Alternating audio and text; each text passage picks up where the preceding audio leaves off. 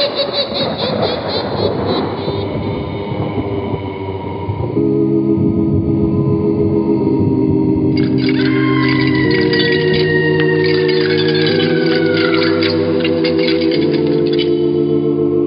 Mysterious Old Radio Listening Society Podcast.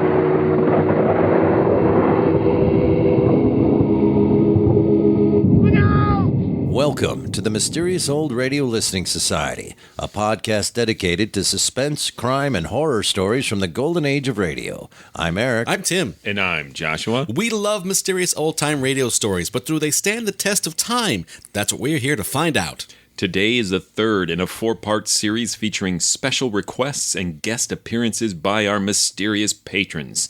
Our patron of the week is Patricia, who writes, "You guys are amazing and help me get through some rough COVID and away from home moments. So while I have the chance, thank you all so much. My choice is The House of Death from The Mysterious Traveler." The Mysterious Traveler ran for 9 years on the Mutual Broadcasting Network from December 1943 to September of 1952. Show was created, written, and directed by Robert Arthur and David Kogan. The duo utilized a variety of genres from episode to episode, including horror, crime, and science fiction. Listeners tuned in each week, never sure what kind of story the Mysterious Traveler would tell. The program opened with the mournful wail of a distant train whistle, followed by the sardonic voice of the mysterious traveler, who narrated each story as if he were telling it to a fellow passenger on the train. The mysterious traveler was played by radio veteran Maurice Tarplin, who also played Winston Churchill on The March of Time, Hercule Poirot on Murder Clinic, Inspector Faraday on Boston Blackie, and the titular host on Arthur and Kogan's other anthology series, The Strange Dr. Weird. And now let's listen to The House of Death, one of the earliest surviving episodes of The Mysterious Traveler, first broadcast January 30th, 1944. It's late at night, and a chill has set in. You're alone, and the only light you see is coming from an antique radio. Listen to the sounds coming from the speaker, listen to the music, and listen to the voices.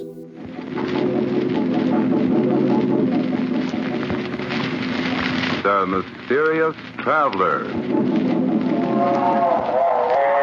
Another journey into the realm of the strange and terrifying. I hope you will enjoy the trip, that it will thrill you a little and chill you a little. So settle back, get a good grip on your nerves. Where are we going? You'll find out when we get there. I hope it's not making you nervous, being alone with me here in the dark. Darkness stirs strange terrors in some minds. For the things that happen at night are sometimes most upsetting. Things such as cats that vanish or die, as in the tale of The House of Death.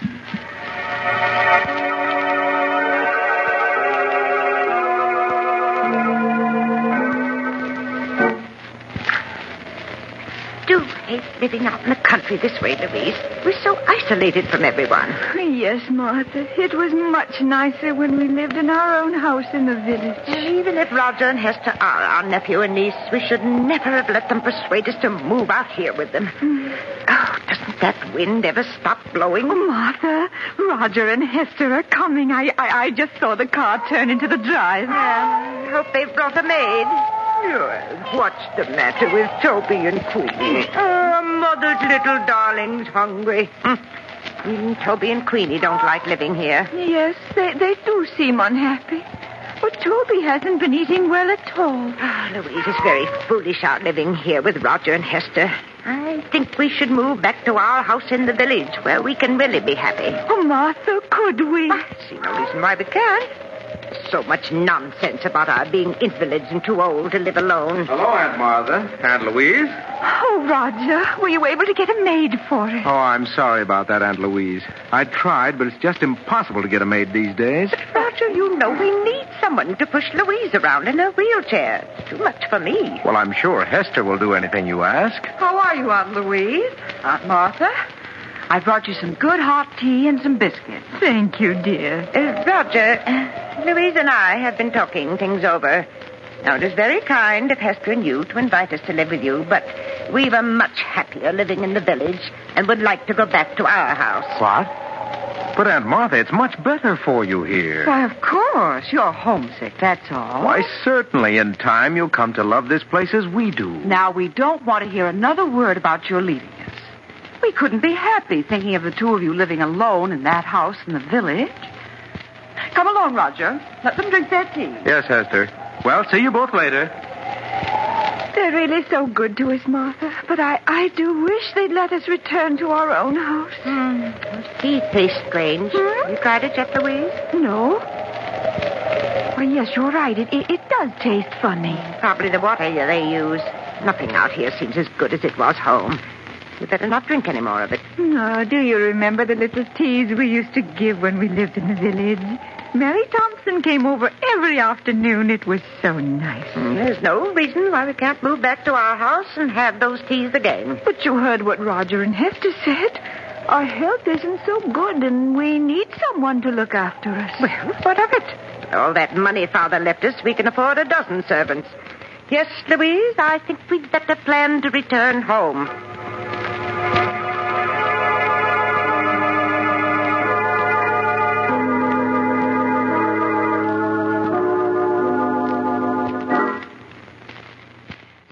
The mail car in sight, Louise? No, Martha, not yet.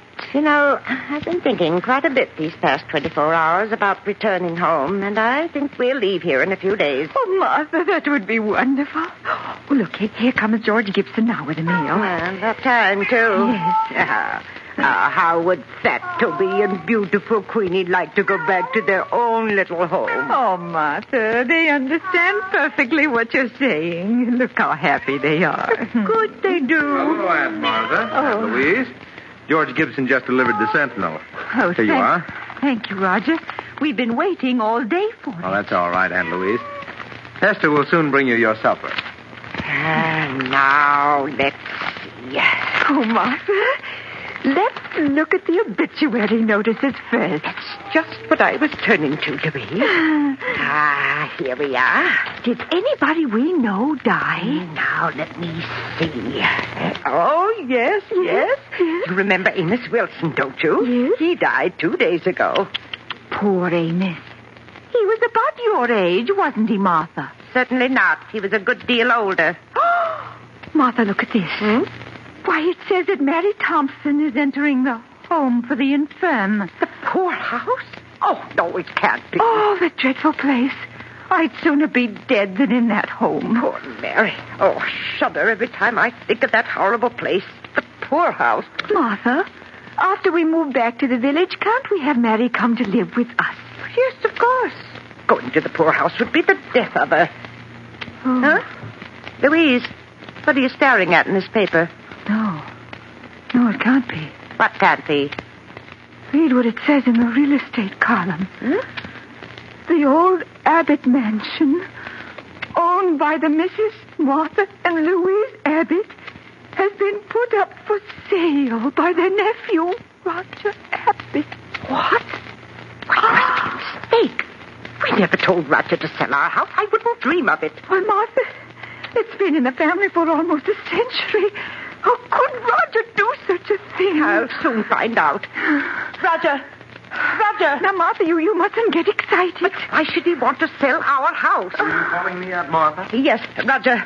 What's this in the Sentinel about our house being for sale? Oh, is it in the Sentinel? Oh, I'm sorry. It is a mistake, isn't it, Roger? No, Aunt Louise. Oh. You see, as co-trustee of Grandfather's estate, I thought it would be a good idea to sell the house. Prices are high these days, and the house is rather old. But you had no right to put the house up for sale without telling me. I won't hear of the house being sold. Now, you mustn't get excited, Aunt Martha. If you don't want the house sold, I'll remove it from the market. Oh, please do. We couldn't live in the house if it was sold, could we, All Louise? right. I'll take care of everything. Everything's going to be all right now. I don't like it, Louise. I don't like it at all. Why did he try to sell it without telling us? It does seem strange. Louise, we must get in touch with Judge Smith. Yes. He's the administrator of Father's estate, and he'll take care of everything for us in the way we want it. isn't that I don't trust Roger, but you must recall the scrapes he was in when he attended college. His conduct after that was...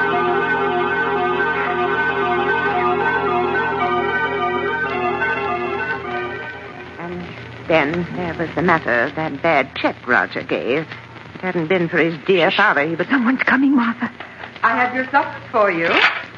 Now, please eat them before they get cold. Yes, Hester. There you are. Just call me if there's anything else you want. Yes, does Mother's beautiful Queenie want something to eat? I don't see Toby any place around. Well, he's probably in the kitchen. Now, say pretty please, Queenie, and Mother give you this nice piece of meat. That's Mother's darling. Here you are. Oh, isn't she lovely, Louise? Oh, yes. Queenie has such wonderful manners. We'd better eat our soup before it gets cold, Martha. Yes. And as I was saying, Louise, I don't care for Roger's attitude at all. Ask me, he's been behaving very strangely. Yes, Martha. Martha. Martha, that piece of meat you gave Queenie doesn't seem to have agreed with her. She looks ill. Oh, yes, you're right. Oh, Queenie, what's the matter with Mother's little darling? Martha, she's in agony. What can we do? Roger, come quickly. Oh, poor Queenie. Roger. She's suffering so hard. Martha? Oh, Roger, do something. We must help poor Queenie. Oh, Roger, look. I'm afraid it's too late, Aunt Martha. She's dead. Dead? But she can't be. She was all right just a few minutes ago. Things like this will happen, Aunt Martha. She was old. She probably had cramps. Roger, you better take Queenie out of here. All right, dear. Poor Queenie. We've had her ever since she was a little kitten. 12 years now. There, Aunt Louise, you mustn't cry. You still have Toby. Now, why don't you eat your supper? You'll feel much better if you do. Hester, how can you speak of food at a time like this? With poor Queenie's body not even cold. I'm sorry, Aunt Martha. If you want me, just call. Oh, Martha, it won't be the same without Queenie. I simply can't understand it. 1 minute Queenie was perfectly well. Then after you gave her the meat, she became ill. Yes, she was perfectly well until she ate the meat. Louise, the meat, that's it. Don't understand, Martha. The meat, it was poisoned. Poisoned? Louise, that poisoned meat was meant for us. Martha, you don't mean that Roger and Hester... Oh, no. Yes, no. Louise, they're after our money. Oh, what are we going to do? We can't get at the phone. Got to get in touch with Judge Smith. Our lives depend upon it.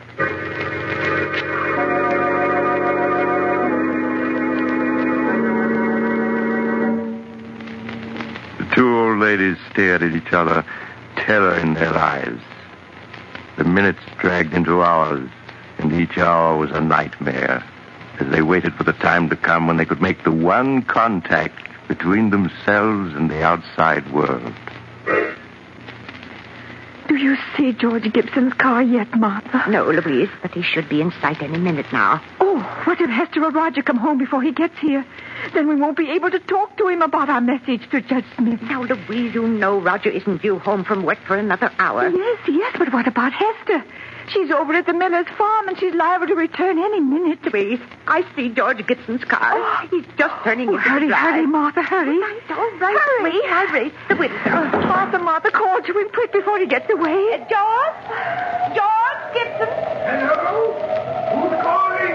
Look over this way, George. It's Martha Abbott. I want to see you. Oh, it's you, Martha. Well, howdy, I'm coming. He's coming, Louise. Do you hear? Now we'll be able to get in touch with Judge Smith.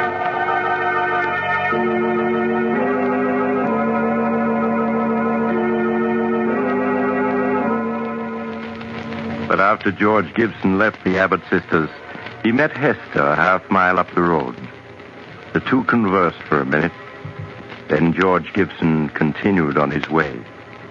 Hester stared after him as he drove away, her face tense and white.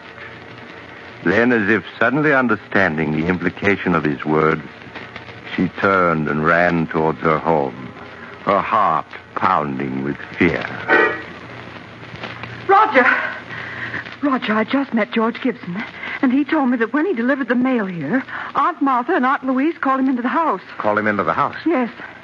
They asked him to get Judge Smith for them at once. I told you it wasn't safe to leave them alone, even with the phone locked in our room. All our plans may have been for nothing. Oh, Roger, do you think they suspect? I don't know. I do know it was a mistake letting them talk to George Gibson. After all our careful work, we can't let everything be spoiled now.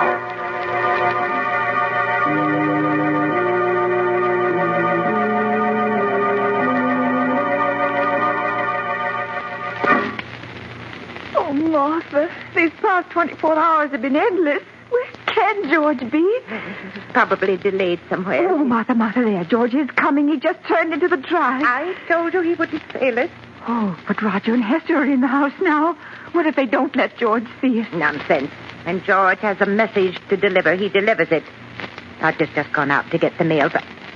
Louise. What is it, Martha? What's wrong? That isn't George Gibson driving the mail car. What? The man driving it's only a youngster. Now he's leaving. Martha, what does it mean? I don't know. I don't understand. Perhaps George is ill and he couldn't come today. Hello, Aunt Martha, Louise. This magazine just came in the mail. Thought you might like to see it.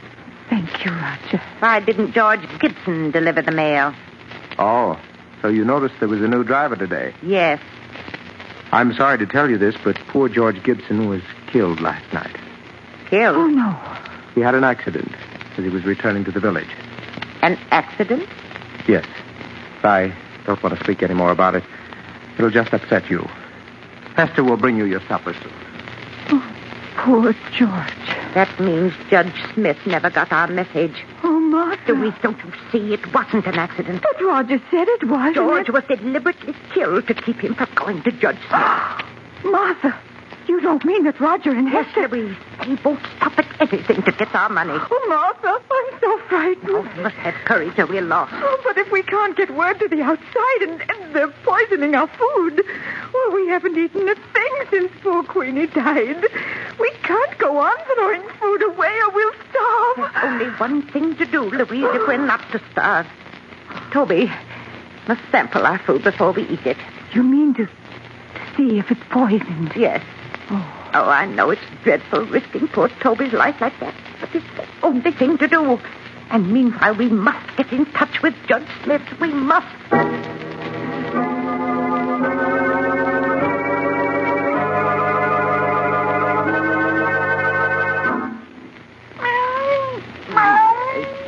You are, Toby, a nice piece of meat for Mother, little darling. Martha? Where are you feeding Toby? He gets plenty to eat in the kitchen. Of course. I've always fed Toby from my own plate. He expects it. But, Aunt Martha, if you feed that meat to the cat, there won't be enough for you. Yes. If you're to get well, you need all that food. Now, I don't want you feeding Toby any more of it. Here, Toby. Come along, boy. Come on out to the kitchen while Aunt Martha and Louise eat their supper.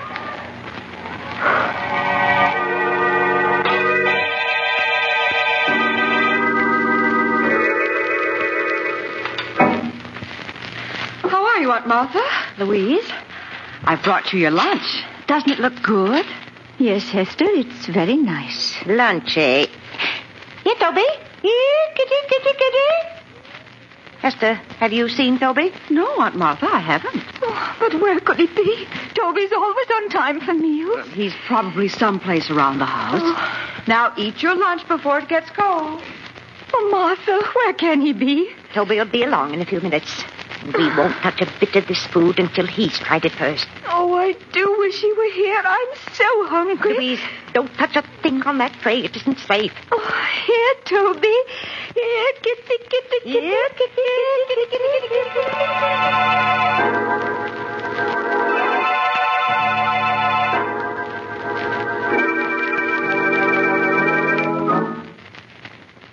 Good evening, Aunt Martha. Louise, how are you? Good evening, Roger. I have your supper here for you, too.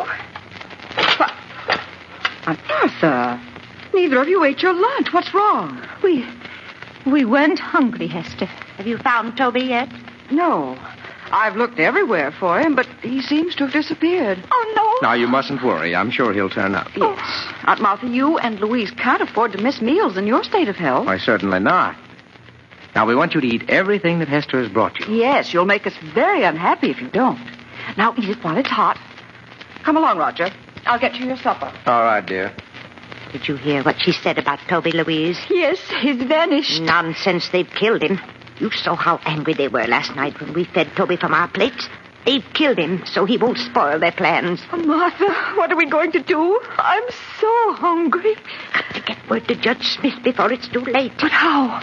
Tomorrow, I'm going to go out to the road and try to get to the village. But, Martha, it's 2 miles to the village, and you know you can't walk more than a few yards. You're not strong enough. Louise, with either starvation or poisoning staring us in the face, we haven't any choice. I must try to reach the village.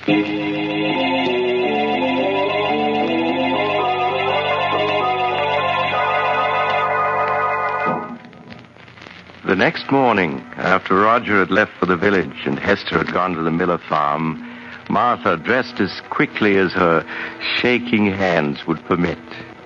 Louise watched nervously as her sister quietly opened the door and started on her long, painful way to the village. Hello, Aunt Louise. Oh, Why, where's Aunt Martha? Aunt Martha? She's someplace around the house. But I've just been through the house. Why, her closet is open, and her hat and coat are missing. Aunt Louise, did Martha leave this house? Why, yes, she said she wanted to go for a walk. Go for a walk? At her age and in weather like this? Why, it'll be the death of her. Did she start out toward the village? Answer me. Yes, Hester. I'll phone Roger at his office. She must be stopped.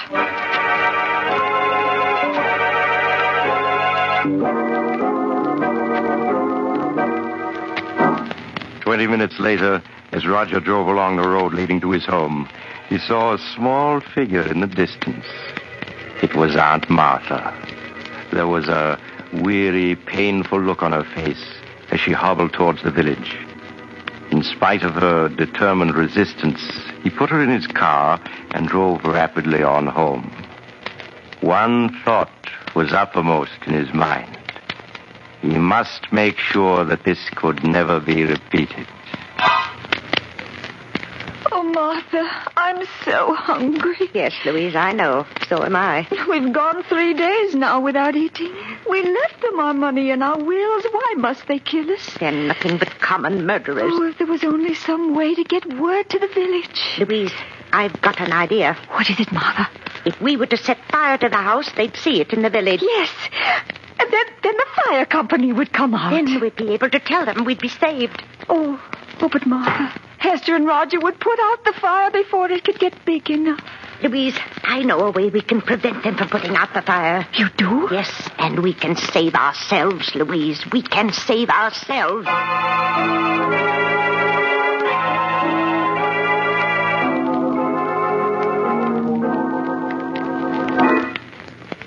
Here, Toby. Here, kitty. Aunt Martha! Why are you looking down the cellar? You should be in your room. Yes, it's drafty out here in the hall. Now, come on, close the cellar door and go back to your room. But I heard Toby crying. He's down in the cellar, and I won't go to my room until I get But him. Aunt Martha, Roger, just to put Aunt Martha's mind at ease, why don't you go down to the cellar and see if Toby is there? Oh, all right. If you ask me, it's just a waste of time. Oh, please help him look for Toby, Hester. You'll find him so much quicker if you both look for him. Oh, very well. But you go back to your room so you won't catch cold. Roger? Do you see him? He doesn't seem to be any place here in the cellar. Now we'll see just how smart you are, trying to poison us. There, you won't stop us from escaping now. Oh, I must get Louise. Louise! Yes, Martha. Oh, Louise, it worked. Martha, you mean you were able to lock them in the cellar? Yes, and with the door locked, they can't get out. Oh. Aunt Martha, unlock this door. Let us go! Oh, they found out they're locked in. Don't you worry about it, Louise. I'll take care of everything. Oh, Martha. Aunt Martha. Martha, what are you doing with that kerosene lamp? I'm pouring the kerosene around the room so that it'll burn better. Oh, Are you ready to leave, Louise? yes, Martha. Then strike a match and start the fire. Please, Aunt Martha, please open this door. Oh, how quickly it's starting to spread. Yes, we'd better leave. I'll push your wheelchair, Louise, and you'll try to help by rolling the wheels. Yes, Louise. There. Yes, we're coming along nicely. Oh, Martha, I hate to do this. Louise, you mustn't waste any pity on them. Even if they are our niece and nephew, they're nothing but common murderers. Yes, I suppose you're right. Now I'll just open the front door and we'll be free. Roll the wheels a bit, Louise. Yes, I am. Just a few feet more and we'll be safe. There. Far enough away from the house to be perfectly safe. Oh, my. The whole house is on fire now. Yes, lovely fire, isn't it? I don't feel cold at all. Oh, do you think they can see it in the village by now, Martha? I'm sure they do. Now remember, Louise, when the fire company gets here, we don't know what happened to Roger and Hester. We just managed to get out ourselves. Yes, Martha. If we told them what we were forced to do to escape, we'd have to reveal that our own niece and nephew were poisoners, murderers. We don't want to disgrace the family name, Louise. Oh, no, Martha. Of course not. Oh, look, Martha, look. The roof is beginning to go.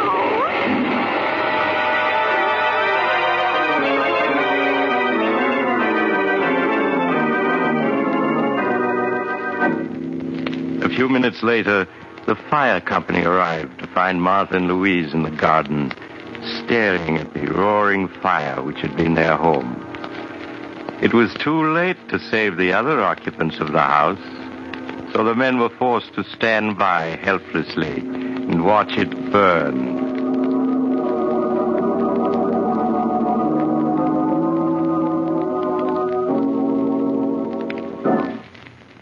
Good morning, Judge Smith.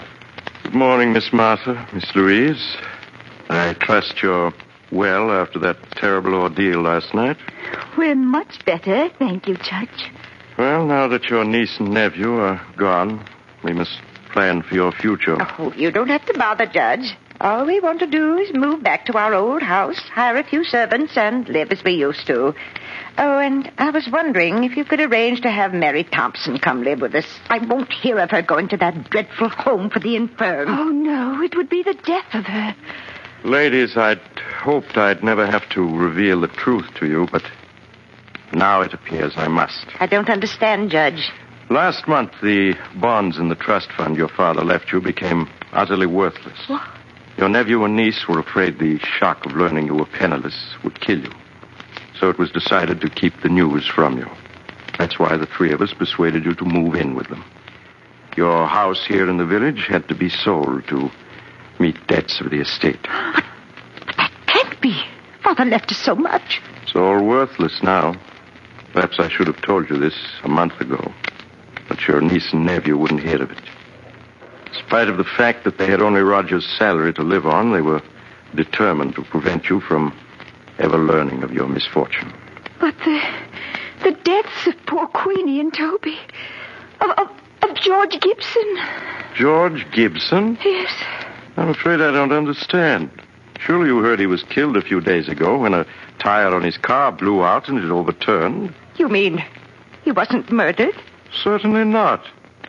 Are you feeling well? Has my news been too much for you? No.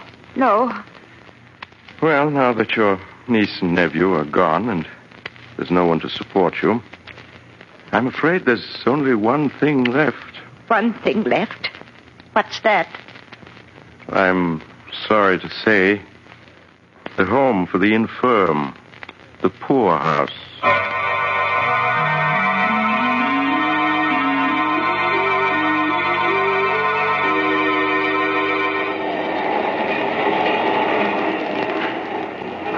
This is the mysterious traveler again. Have you enjoyed our little trip? Too bad about the Abbott sisters. Such nice old ladies. But then, how were they to know that poor Queenie died of cramps, not poison? After all, you can't be too careful, can you? Would you care for a sandwich? They're very delicious. I make them myself. Oh, you're getting off at the next stop. I'm sorry. Perhaps you'll join me again soon. I take this same train every week.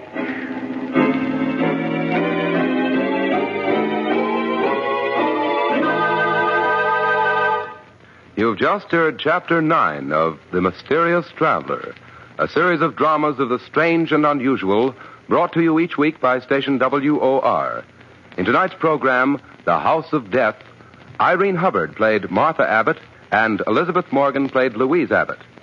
The Mysterious Traveler, written by Robert Arthur and David Cogan, is directed by Jock McGregor. Original music was played by Doc Whipple.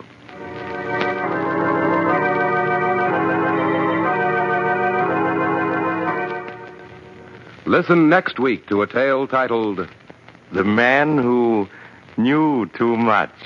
Another Tale of the Mysterious Traveler.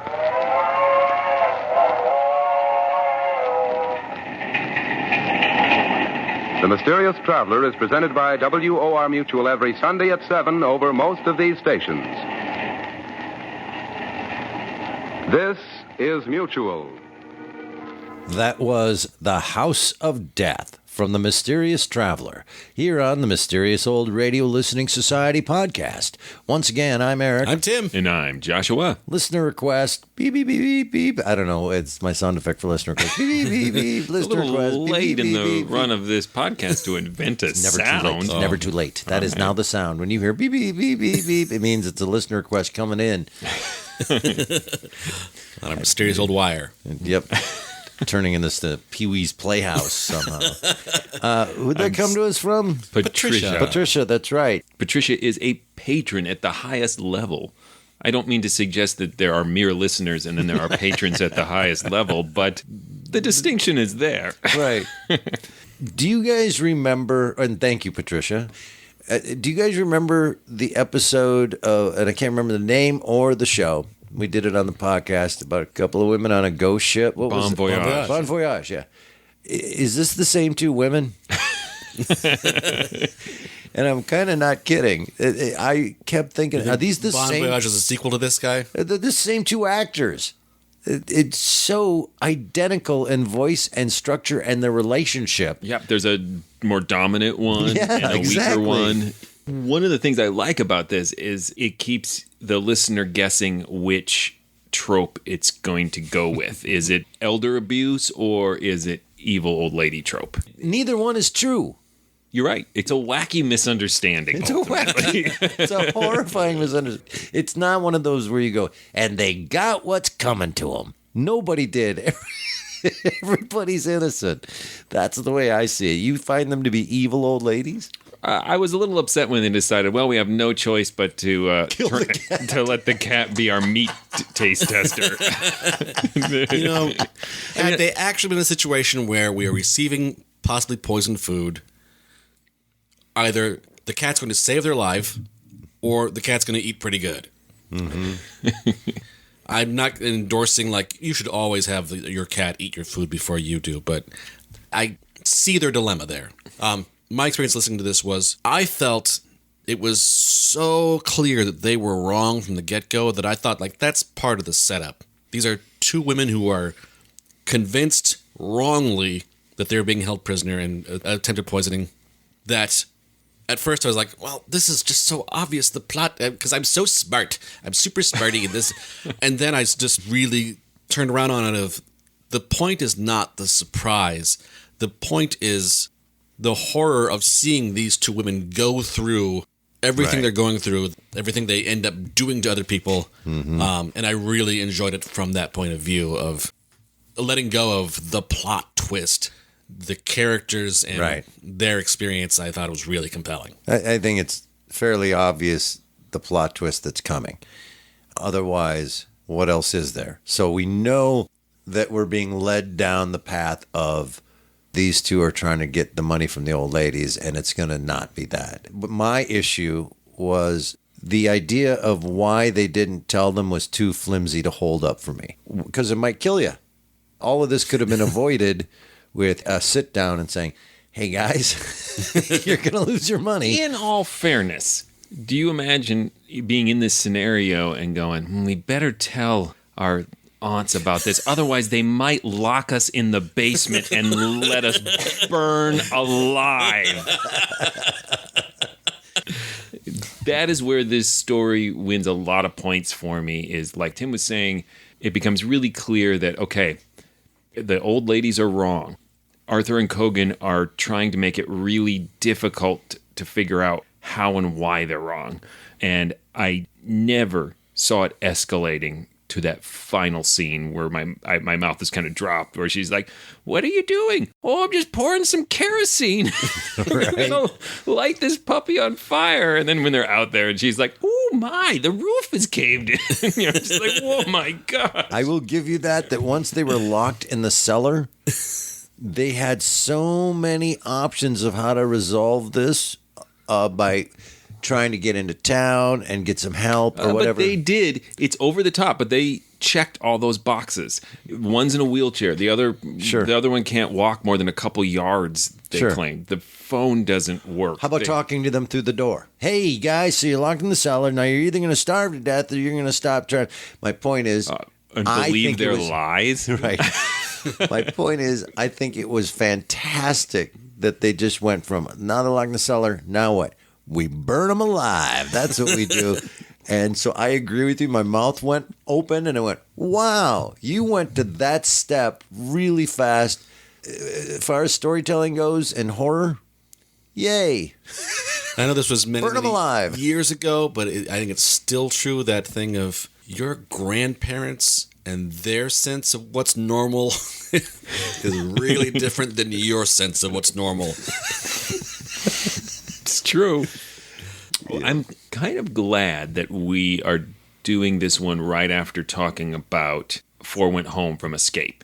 Right. As you will recall, last week we carried on about the realism of Escape and how much we enjoyed that. Mm-hmm. And to follow up with this demonstrates this whole other side of old-time radio and horror that I love. That reminds me a lot of an EC comic book. I can easily see this told in panels.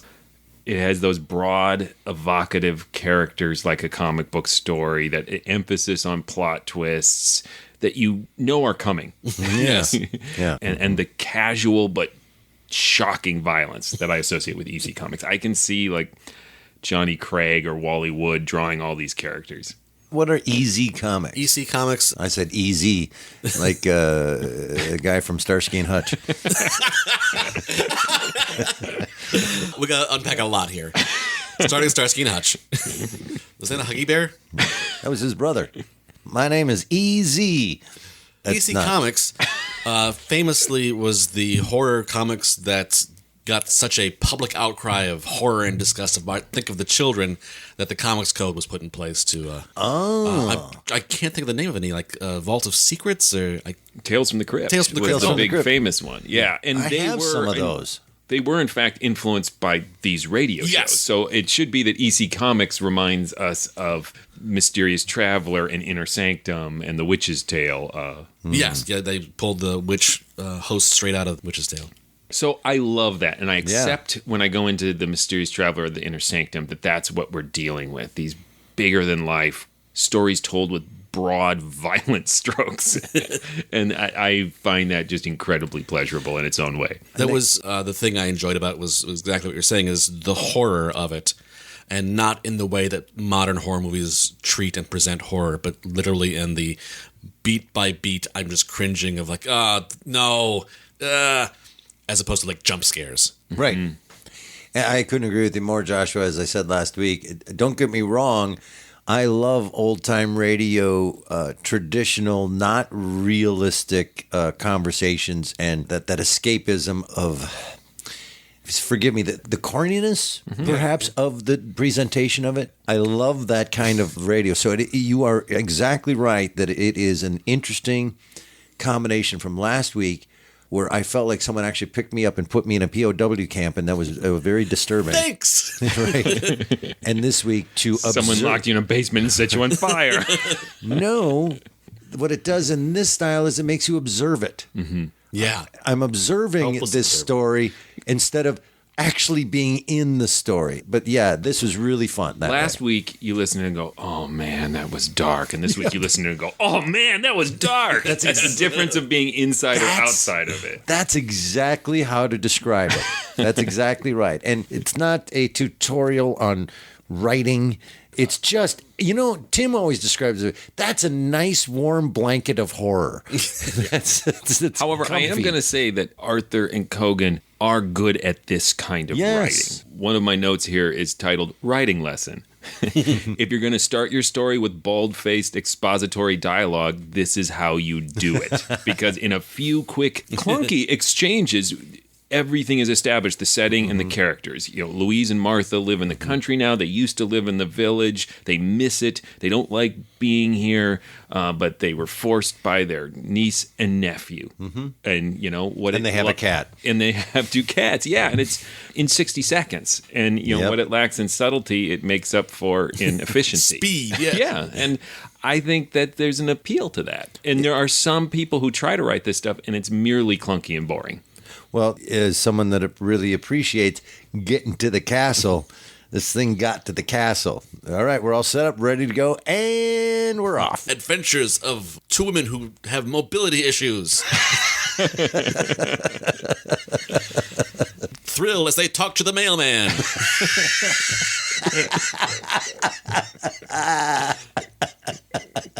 I'm being glib, but it makes it scary. Like, these are really helpless people, kind of, until they set the house on fire. I think Arthur and Cogan thought this was funny. Yeah. I think there's intentional dark humor in here. That passage where the 2 sisters are reading through the obituary. Yeah. Yes. It's more than just a funny little exchange. It's a funny little exchange on the topics of the actual play. Death and what's going to happen to you if you don't have enough money and you don't die. You're going to go to the poorhouse. It's a phrase that's gone away, and that's a thing that's gone away, but I'm not really sure what it is. And I forgot to look it up. I wanted to find out more about what is a poorhouse. Like, if you didn't make enough money, did you have to live in a place? I'm going to guess, and I may be wrong, and the internet can yell at me, but I thought it was somewhere between, like, debtor's prison and well, that's the other thing. Shelter. That's another thing that's weird. Debtor's prison. Boy, I would have been there a long time ago. Oh, yeah. We'd be doing this podcast from debtor's prison. Patreon.com/themorals and support this podcast. Keep us out of prison. I think what's really interesting about debtor's prison, the concept of it is that if they would have known 100 years later, or whenever it went away, that every single person would be in debt. That's how you live now. You're in debt. That's how our government lives. It's just you're in debt. Have a credit That's the card. idea of, like, you will be in debt. Can you pay it back? Right. Great. No? Prison. Debtor's prison. So it's really honesty prison. Because Can you pay it back? Can I borrow more? you're out of prison. Just higher interest rate, get me out of here. And what was, like, for criminals, was prison different than for debtor's prison? Was debtor's prison just like a lot of lectures on money? Or was it cutthroat? It was to guarantee that the person you owed money got the money. You got out once it was paid off. Once you go in, how do you pay that off? I think they allowed you to go work, depending on the case, or your family would have to come up with it, or someone else, or again, probably borrow to get out of debtor's prison. Quick, pay that guy back. My mother threatened us with the poorhouse, that if you don't finish all of that food, we'll end up in the poorhouse. Like everything was, money related, and you will end up in the poorhouse. And I'm pretty sure I grew up in a time when there was no poorhouse, and yet I was convinced there was one. But they specifically, in the newspaper, call what they are referring to the house of the infirm. The ladies call it the poorhouse. So I think this has to do with elderly people in specific who can no longer take care of themselves, that are put into what is probably some sort of horrible government hole. Right. For poor people, whereas if you could afford it, you would go somewhere nicer. Like a Super 8. Yeah, exactly. So I don't think it was quite debtor's prison what they were referring to here, or a kind of criminal poorhouse. And all I'm saying is, oh, yeah, poorhouse. I wanted to look into that. That's all. You're like, is that an option? Can I do that? Well, that's the other thing. If it's still around, How bad is it? I don't think it's the kind of thing where you can go do your time instead of paying off your debt. Okay, well, that's what I'm asking, but it's fair. Like if That's it's like indentured servitude. do they have chairs and a TV? I might want to opt for that. I know we've all said that this seemed pretty obvious that it's not going to be that the niece and nephew are really out to kill them. And intellectually, consciously, I knew that. But I think they do a pretty good job along the way making, at least it did me as a listener, go, or maybe not. I would immediately go, no, I'm right, this is not it. But one of the strange segments, both in content and the way it was presented in audio form, when the two sisters started talking about Roger's checkered past. Yes, the because music. they talk about, there was some incident in college, and then it moves to this music, and then it fades back into the conversation where and he wrote a bad check. And to me, I took it as that they'd been saying like 20 minutes of hours worth of his crimes were being listed, and we just cut to the end of. Then there was the 8th hooker he killed, wanted for armed robbery. But that's just it. The ones on either end of it are pretty benign, piddly. That's a good word. The music, though, for the passing of time, all of a sudden I said, "Are we listening to Nightfall?" Wasn't it weird? Like it didn't really match. It was an odd moment. What year is this? 1944. That does not have a 1944 musical sting sound to it at all. I think somebody fell asleep on the organ. It's like, somewhere in the background, they had turned the radio up to some big band thing that's playing, and then turned it back down after the show was over, and they were still talking. That noise you just made was an actual Nightfall. That's what that. I'm telling you, go back and listen to that little piece of music. It's weird. It didn't strike you guys as weird. Oh, it struck me as weird. The whole thing was weird. The structure of it. Okay, thank you. It made me second guess what I thought was going on in the story. That was true. As confident as I was, of like, these ladies are nuts. They're hysterical. I'm going to slap that old one in the wheelchair. But being so confident in that, so I wonder how they're going to explain that the cat died, and the mailman, and the other cat disappeared. Mm-hmm. Cramps.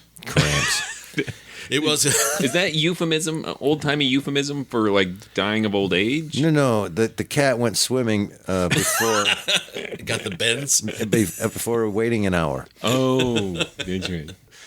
That's weird. Or maybe we just have forgotten that we cured cramps. He used to kill you. Yeah. Wow. Charlie Horse. Jerry Lewis had that whole telethon for cramps, and he actually cured it. Just one telethon. Hold your breath.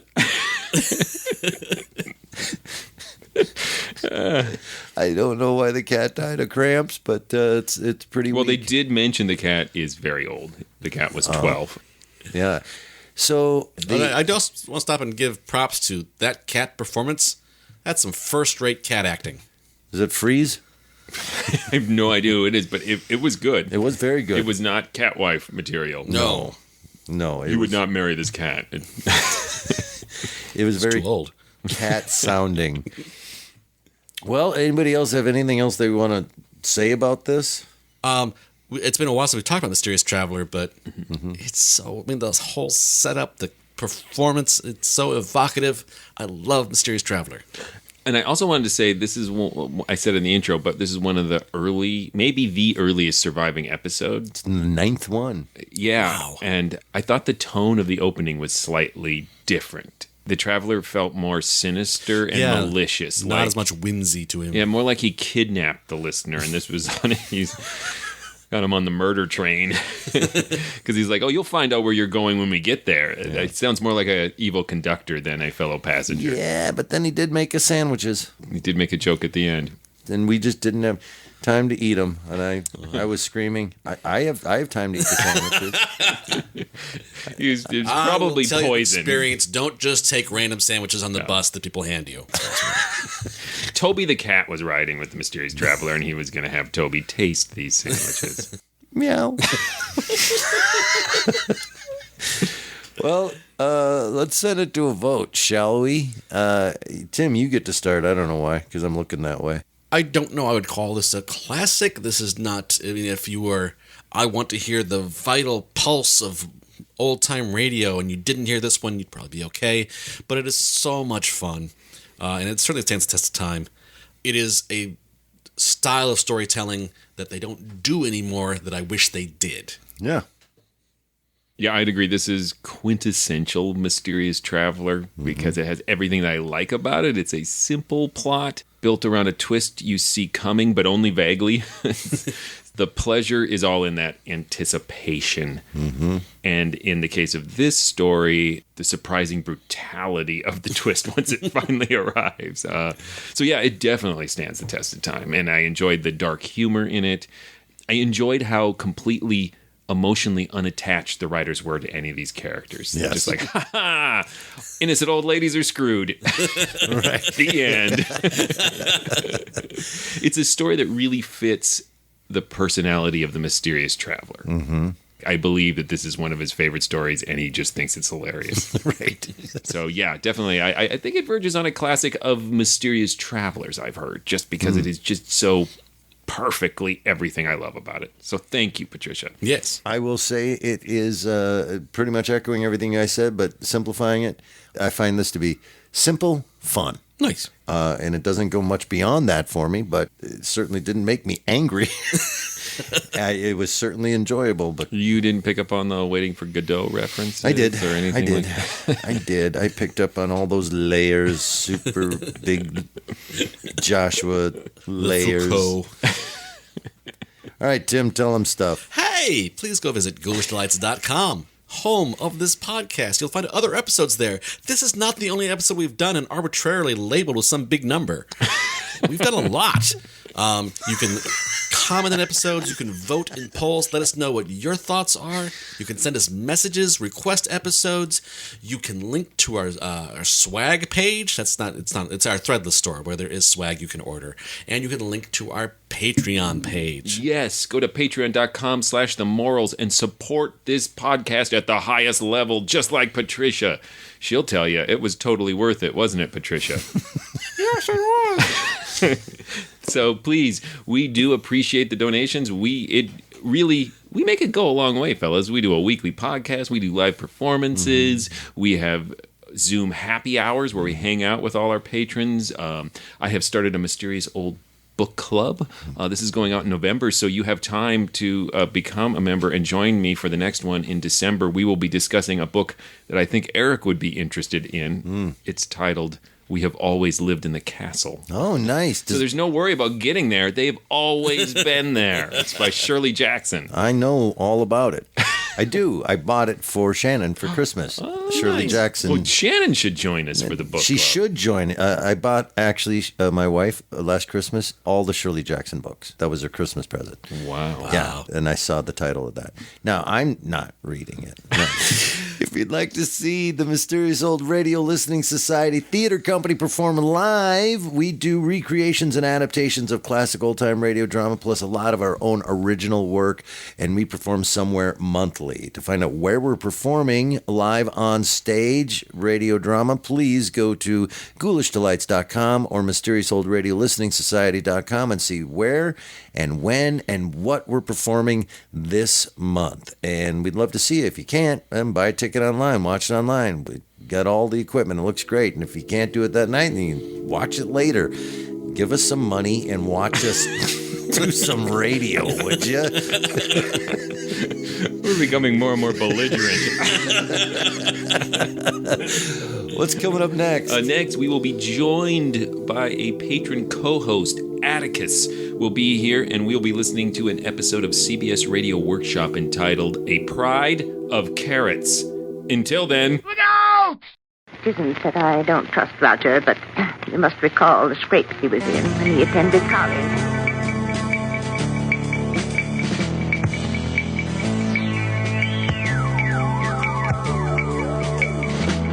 Then there was the matter of that bad check Roger gave. Ah!